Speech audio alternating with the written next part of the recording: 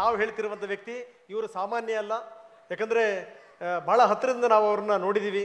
ಜೊತೆಗೆ ತಮ್ಮ ಕಾರ್ಯವೈಖರಿಯಿಂದ ಭಾರತದ ಇತಿಹಾಸದಲ್ಲಿ ಅತಿ ಹೆಚ್ಚು ನಗದು ಬಹುಮಾನ ಪಡೆದ IPS ಅಧಿಕಾರಿಯವರು ಯಾರವರು, ಅವರ ಸಾಹಸಗಾಥೆಯನ್ನು ನೋಡೋಣ ಬನ್ನಿ.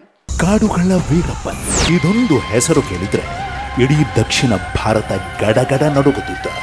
ದಕ್ಷಿಣ ಭಾರತವನ್ನೇ ಹೆದರಿಸುತ್ತಿದ್ದ ವೀರಪ್ಪನ್ ಮಾತ್ರ ಅದೋರ್ವ ಕನ್ನಡಿಗನ ಹೆಸರು ಕೇಳಿದ್ರೆ ಭಯದಿಂದ ಕಂಪಿಸುತ್ತಿದ್ದ.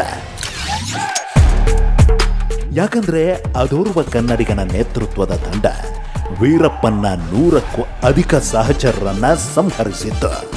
ವೀರಪ್ಪನ್ನ 124 ಶಿಷ್ಯರನ್ನ ಬಂಧಿಸಿತ್ತು. ವೀರಪ್ಪನ್ನ ಪಡೆಯಲ್ಲಿದ್ದ 300ಕ್ಕೂ ಅಧಿಕ ಕಳ್ಳರ ಸಂಖ್ಯೆಯನ್ನ ಕೇವಲ 5ಕ್ಕೆ ಇಳಿಸಿತ್ತು. ಆ ಕನ್ನಡಿಗನ ಹೆಸರೇ ಶಂಕರ್ ಬಿದರಿ. 1954ರಲ್ಲಿ ಬಾಗಲಕೋಟೆ ಜಿಲ್ಲೆಯಲ್ಲಿ ಜನಿಸಿದ ಶಂಕರ್ ಬಿದರಿ IPS ಅಧಿಕಾರಿಯಾಗಿದ್ದೇ ದೊಡ್ಡ ಸಾಹಸ. 17ನೇ ವಯಸ್ಸಿಗೆ ಕುಟುಂಬದ ನೊಗ ಹೊತ್ತ ಶಂಕರ್ ದುಡಿಯುತ್ತಲೇ ಅಧ್ಯಯನ ಮಾಡಿದ್ರು. 1978ರಲ್ಲಿ UPSC ಪರೀಕ್ಷೆ ಪಾಸಾಗಿ IPS ಅಧಿಕಾರಿಯಾದ್ರು. 1990ರಲ್ಲಿ ಬಳ್ಳಾರಿ SP ಆಗಿದ್ದ ವೇಳೆ ಆಂಧ್ರದ ಕುಖ್ಯಾತ ನಕ್ಸಲ್ ಬಿಮಲಾ ನಾಯಕನ್ನ ಎನ್ಕೌಂಟರ್ ಮಾಡಿದ್ರು. ಇದರಿಂದ ಆಂಧ್ರ ಸರ್ಕಾರ ಶಂಕರ್ ಬಿದರಿಗೆ ಮುಖ್ಯಮಂತ್ರಿ ಶೌರ್ಯ ಪ್ರಶಸ್ತಿ ನೀಡಿ ಸನ್ಮಾನಿಸಿತ್ತು. ರೌಡಿಗಳು, ದರೋಡೆಕೋರರು ಮತ್ತು ಹಪ್ತ ವಸೂಲಿಕೋರರಿಗೆ ಇವರು ಸಿಂಹ ಸ್ವಪ್ನರಾಗಿದ್ರು.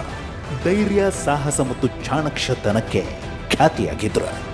ಸ್ಪೆಷಲ್ ಟಾಸ್ಕ್ ಫೋರ್ಸ್ನ ಕಮಾಂಡರ್ ಆಗಿ ಕಾಡುಗಳ ವೀರಪ್ಪನ್ ಗ್ಯಾಂಗ್ನ 100 ಪಾತಕಿಗಳ ಹೆಡೆಬುರಿ ಕಟ್ಟಿದ್ರು. ಹಿರಿಯ ಪೊಲೀಸ್ ಅಧಿಕಾರಿಗಳೇ ವೀರಪ್ಪನ್ ವಿರುದ್ಧ ಕಾರ್ಯಾಚರಣೆಗೆ ಹೋಗಲು ಹೆದರುತ್ತಿದ್ದಾಗ ಕಿಚ್ಚದೆಯಿಂದ ಕಾಡಿಗೆ ನುಗ್ಗಿ ವೀರಪ್ಪನ್ ವಿರುದ್ಧ ಕಾದಾಡಿದ ಕೀರ್ತಿ ಇವರಿಗೆ ಸಲ್ಲುತ್ತೆ. ಶಂಕರ್ ಬೆಂಗಳೂರು ನಗರ ಪೊಲೀಸ್ ಆಯುಕ್ತರಾಗಿದ್ದಾಗ ಬಾಂಬ್ ಸ್ಫೋಟ ಪ್ರಕರಣವನ್ನ ಸಮರ್ಥವಾಗಿ ನಿಭಾಯಿಸಿದ್ರು. ರಾಷ್ಟ್ರಪತಿಗಳಿಂದ 2 ಶೌರ್ಯ ಪದಕ ಪಡೆದ ಟಫ್ ಕಾಪ್ ಇವರು. ಕರ್ನಾಟಕದ DG IGP ಆಗಿ ಸೇವೆ ಸಲ್ಲಿಸಿ ಈಗ ನಿವೃತ್ತಿ ಜೀವನ ಕಳೆಯುತ್ತಿದ್ದಾರೆ. ದಕ್ಷ ಪೊಲೀಸ್ ಅಧಿಕಾರಿಗೆ ಮಾದರಿಯಂತಿರೋ ಶಂಕರ್ ಬಿದರಿಯವರ ಜೀವಮಾನದ ಸಾಧನೆಗೆ TV9 ಸಲ್ಯೂಟ್.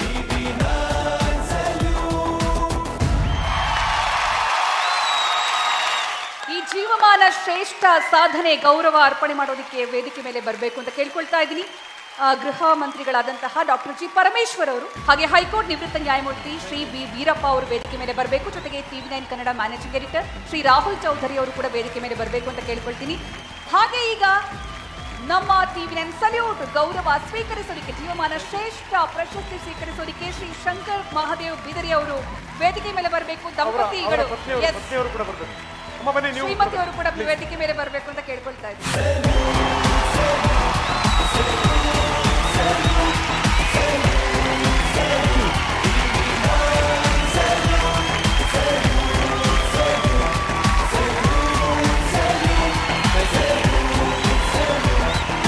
ನನ್ನ ಪೂರ್ವ ಜನ್ಮದ ಸುಕೃತ ಅಂತ ಭಾವಿಸಿದ್ದೀನಿ. ನನಗೆ ಪೊಲೀಸ್ ಇಲಾಖೆಯಲ್ಲಿ ಅವಕಾಶ ಸಿಕ್ಕಿದ್ದು. ನಾನು ಅಸಿಸ್ಟೆಂಟ್ ಕಮಿಷನರ್ ಹುದ್ದೆಗೆ ರಾಜೀನಾಮೆ ಕೊಟ್ಟು IPSಗೆ ಬರಲಿಕ್ಕೆ ಕಾರಣರಾದಂಥ ಸನ್ಮಾನ್ಯ ದಿವಂಗತ ಶ್ರೀ CM ಚಂದಾವರ್ಕರ್ ಅವರನ್ನು ಅತ್ಯಂತ ಕೃತಜ್ಞತಾಪೂರ್ವಕವಾಗಿ ನಾನು ಸ್ಮರಿಸುತ್ತೇನೆ. ಇನ್ನು ಪೊಲೀಸ್ ಕೆಲಸದಂಥ ಪವಿತ್ರವಾದಂಥ ಕರ್ತವ್ಯ ಯಾವುದೂ ಇಲ್ಲ. ತ್ರೇತಾಯುಗದಲ್ಲಿ ಶ್ರೀರಾಮಚಂದ್ರ ಮಾಡಿದ ಕೆಲಸವನ್ನು, ದ್ವಾಪರ ಯುಗದಲ್ಲಿ ಶ್ರೀಕೃಷ್ಣ ಮಾಡಿದ ಕೆಲಸವನ್ನು, ಅಂದರೆ ಶಿಷ್ಟರನ್ನು ರಕ್ಷಿಸ್ತಕ್ಕಂಥ, ದುಷ್ಟರನ್ನು ಶಿಕ್ಷಿಸ್ತಕ್ಕಂಥ ಕೆಲಸವನ್ನು ಪೊಲೀಸರು ಮಾಡ್ತಾ ಇದ್ದೀವಿ. ಆದ್ದರಿಂದ ಕಲಿಯುಗದ ಕೃಷ್ಣ ಯಾರಾದರೂ ಇದ್ದರೆ, ಕಲಿಯುಗದ ಕೃಷ್ಣ ರೂಪಿಗಳು ಯಾರಾದರೂ ಇದ್ದರೆ ಅದು ಪೊಲೀಸರು ಅಂತ ಹೇಳಲಿಕ್ಕೆ ನಾನು ಸಂತೋಷ ಪಡ್ತೀನಿ. ಇವತ್ತೇನು ಜೀವನದ ಸಾಧನೆಯ ಪ್ರಶಸ್ತಿಯನ್ನು ತಾವು ಕೊಟ್ಟಿದ್ದೀರಿ, ನಿಜಕ್ಕೂ ಕೂಡ ವಿಶೇಷವಾಗಿ ಅಭಿನಂದನೆಗಳು. ನಮ್ಮ ಶಂಕರ್ ಬಿದರಿ ಸಾಹೇಬರಿಗೆ ವಿಶೇಷವಾಗಿ ಅಭಿನಂದನೆಗಳು. Great great.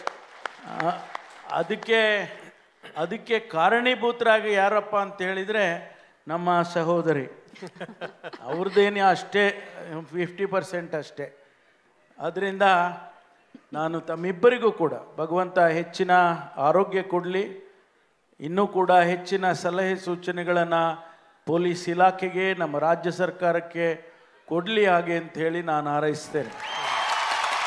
Karnataka police is one of the best police in the country. ನಿಜ ನಿಜ ನಿಜ, no doubt. I am proud to be the Home Minister. I am proud to head them. 125 ವರ್ಷದ ಇತಿಹಾಸ. ಕರ್ನಾಟಕ ಪೊಲೀಸ್ 50 ವರ್ಷ ಇವತ್ತು ಸೆಲೆಬ್ರೇಟ್ ಮಾಡ್ತಾ ಇದ್ದೀವಿ. ಈಗ ನಾವು ಈ ವರ್ಷ ಇಡೀ ವರ್ಷ ಪ್ರತಿಯೊಬ್ಬ ಕಾನ್ಸ್ಟೇಬಲ್ ಇಂದ ಹಿಡಿದು ಪ್ರತಿಯೊಬ್ಬ ಹಿರಿಯ ಅಧಿಕಾರಿವರೆಗೂ ಒಂದು ಮೆಡಾಲಿಯನ್ ಕೊಡ್ತಾ ಇದ್ದೀವಿ. ಯಾಕೆಂದರೆ ಅವರ ಸೇವೆ ಇವತ್ತು ಕರ್ನಾಟಕ ಶಾಂತಿಯಾಗಿದೆ ಅಂತ ಹೇಳಿದರೆ ನಿಜಕ್ಕೂ ಕೂಡ ಅವರ ಸೇವೆ ಅಷ್ಟೇ ಅಲ್ಲ, ಅವರ ಡೆಡಿಕೇಶನ್ನು, ಅವರು ಏನು ಇಡೀ ಜೀವನವನ್ನು ತ್ಯಾಗ ಮಾಡಿದ್ದಾರೆ, ಅದು ನಿಜಕ್ಕೂ ಕೂಡ ನಾವೆಲ್ಲ ಶಾಂತಿಯಿಂದ ಇದ್ದೀವಿ. ಅದಕ್ಕೆ ನಾವು ನಮ್ಮ ಘೋಷವಾಕ್ಯ ಈಗ ಕರ್ನಾಟಕವನ್ನು ಶಾಂತಿಯ ತೋಟ ಮಾಡಬೇಕು ಅಂತೇಳಿ. ಶಂಕರ್ ಬಿದ್ರಿ ಅವರಿಗೆ ಜೀವನ ಒಳ್ಳೆಯದಿರಲಿ. ನಿಮ್ಮಂಥ ಇನ್ನೂ ಅನೇಕ ನಮ್ಮ ಅಧಿಕಾರಿಗಳು, ಯುವ ಅಧಿಕಾರಿಗಳು ದಕ್ಷ ಅಧಿಕಾರಿಗಳಾಗಿ ಬರಲಿ. ದಕ್ಷ ಅಧಿಕಾರಿ ಯಾರೇ ಇರಲಿ, ಯಾವ ಪೊಲಿಟಿಷಿಯನ್ ಬರಲ್ಲ, ಯಾವ ಜಡ್ಜು ಬರಲ್ಲ. ಕರಪ್ಷನ್ ಇದ್ದರೆ ಮಾತ್ರ ಎದುರ್ತಾರೆ. ನೀವು if you are not corrupt, ಯಾರು ನಿಮ್ಮನ್ನೇನು ಮಾಡೋಕ್ಕಾಗಲ್ಲ ಎಕ್ಸೆಪ್ಟ್ ಟ್ರಾನ್ಸ್ಫರ್. ಅದಕ್ಕೆ ತಲೆ ಕೆಡ್ಸ್ಕೋಬೇಡಿ. Yes sir, yes sir, thank you sir.